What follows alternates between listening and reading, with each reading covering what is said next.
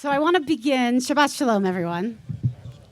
I want to begin with a pretty famous story from the Talmud. My guess is if you've been to your fair share of Federation fundraisers, you have heard this story more than once. It goes like this. There is a man, it's from the Talmud, I think I said. There's a man, his name is Choni HaMe'agel, and he's walking down the street one day, and he sees another man planting a carob tree.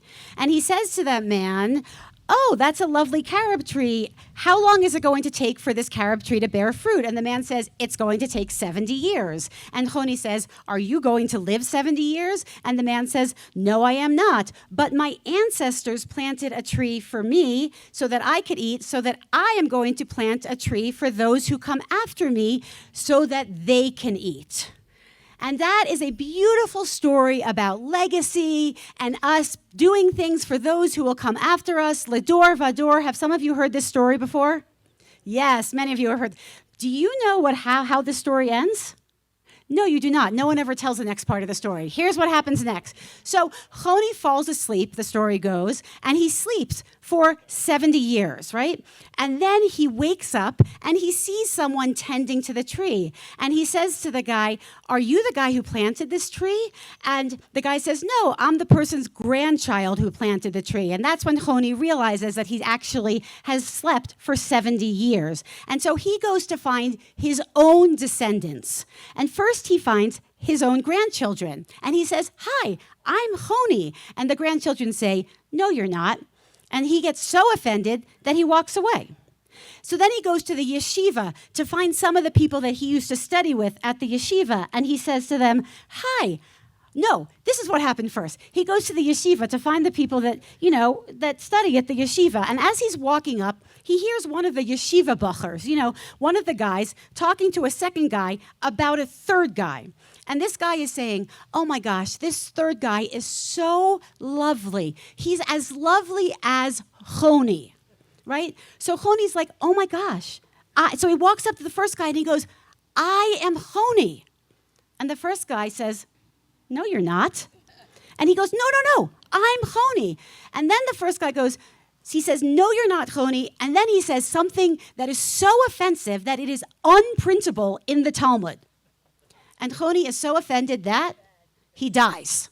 And that's how the story ends. Now, did you ever hear that part of the story to Federation Fundraiser? No, you did not, right? So it turns out that even as Choni is witnessing his own legacy in action, he dies entirely unknown. So this week's Parsha, it's called Va'etchanan, and it gives us another version of the exact same ache. So it begins with Moses. He's standing over this precipice, looking over the promised land, and he is pleading with God, "Please, God, let me into the promised land. Please, God, let me into the land." And it's so weird because Moses already knows 10 times over that he is not going to get into the promised land. And so the question is, why is he still pleading with this God who has made it entirely clear that he's not going to get into this land? So what I've been wondering for this week, after a lot of conversations, is if it's less about him entering the land and more about his anxiety about the generation that he is about to leave behind. Because I wonder if Moses would get a little bit of solace for all of this anxiety about all of these people he's leaving behind from this week's Haftarah, this week's additional portion that will be read in services tomorrow morning. It comes from Isaiah, and it's the specific Haftarah that is read every single year after Tisha B'Av, after the 9th day of Av, the saddest day of the Jewish year. And it was written approximately 1,000 years after Moses pleaded with God to let him lead these Israelites, this new generation, into the land. It was written in about 586 after the first temple was destroyed, after catastrophe. And the question that was asked is, how do we rebuild after catastrophe? And Isaiah's answer is, clear the desert, a road for the Lord. Level in the wilderness, a highway for our God. As I was rereading this Haftarah this year, I noticed, as if for the first time, because of questions that were very much alive in my mind, what this text doesn't say. It doesn't say, God wants you to rebuild this road exactly the way that the road looked before the destruction.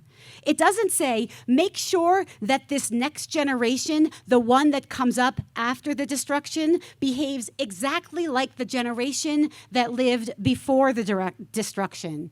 Instead, it says, just clear the road, level it, and make it possible for the next generation to walk it and to lead the rebuilding exactly as they are. Choni's own story, too, as I rethink it, might help us or help me understand why Moses' own anxiety wasn't about his mortality. I mean, Choni himself lived a pretty long time. He got an extra 70 years, and he still died in pain. Instead, perhaps Moses' real grief is about handing your life's work to the next generation and fearing that they will do something with it that you didn't intend, that you don't agree with, that maybe they're going to do something with it that you actually despise. That grief is a real grief. It was a grief 2,500 years ago, and it is a grief today. And I don't want to pretend it away, and I don't want to insist that we resolve it neatly into either they're right and we're wrong, and you should simply let it go, or you're right and they have to bend to our will. The text, as Judaism usually does, doesn't resolve it neatly either. Moses never gets to decide whether he approves of what is about to be done with the land. He just gets the uncertainty, and he somehow has to learn how to tolerate it. But here's what I actually don't want us to miss as we reread these stories as if for anew in 2026. Choni didn't die because in the future that he got to witness, everything had changed. Change was always the plan. That's the whole premise of the opening story. The ancestors were planting for the descendants something that will look entirely different 70 years later. Choni died because once he woke into that changed future, nobody on either side did the work of staying in relationship across that gap. His grandchildren dismissed him instead of getting curious about who was this guy standing in front of them. And he never tried again after that rejection by the yeshiva bachers. He went from his family to the study hall, and from the study hall straight into death, rather than staying in the room and continuing to ask, continuing to try to be known across the gap, continuing to see whether there was a thread between what he had planted and what had grown after he was gone. Perhaps some of you in the congregation today, in the older generation, have found yourself watching those in the younger generation build something with what you have given them that you don't fully recognize. I just want you to remember that the text doesn't require us to resolve that discomfort in order to bind ourselves one to the other. But it does ask us to clear a road, to level a highway. In other words, to trust this next generation, and also to stay close and humble and in relationship enough so that whatever gets built next still has us somewhere inside it. Because that's what happened to Choni. They were still quoting him 70 years later. Not because we will get the final word on whatever is being built. We will not get the final word. But because we don't want our voices to get lost in the trying. And I want to be explicit before I close on why this is so hard. We are asking other people to clear spaces for differences that we don't approve of, instead of rejecting them as betrayals. And that's hard enough on its own, and it's even harder in the current moment, in a culture that increasingly rewards belittling other people's ideas rather than staying in curiosity long enough to learn something. But here we are. In addition, there was no way to have any sort of reassurance that in the future everything is going to be okay. We have no idea whether everything is going to be okay. Choni didn't get reassurance when he woke up 70 years later into a world he didn't recognize. Moses doesn't get it, standing at the precipice of a land that he is not going to be allowed to enter. So I can't just tell the older generation to let go and trust blindly, just as I can't tell the next generation to fall in line.